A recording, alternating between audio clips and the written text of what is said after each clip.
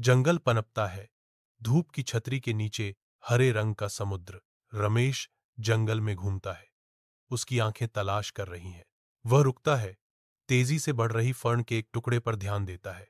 रमेश के चेहरे पर मुस्कान फैल जाती है।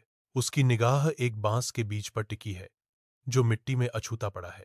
सालों बाद जंगल का आलिंगन और कस जाता है। फिर भी रमेश को प्रकृति का वादा अधूरा मिलने पर उम्मीद मुरझा जाती है।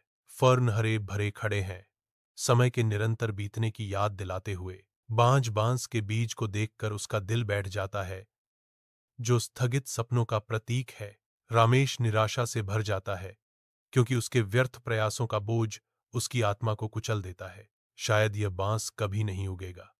वह विलाप करता है, उसकी आवाज उसकी फीकी होती उम्मीद को प्रतिध्वनित करती है। मेरी सारी मेहनत बेकार हो गई, वह निराशा से भरे शब्दों में निष्कर्ष निकालता है। 5 साल बीत चुके हैं और जंगल अब नए जीवन से धड़क रहा है।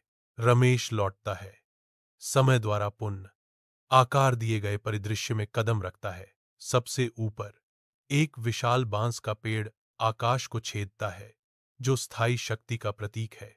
रमेश ऊपर देखता है, उसकी आंखें विस्मय से चौड़ी हो जाती हैं, क्योंकि वह प्रकृति के शांत परिवर्तन को देखता है।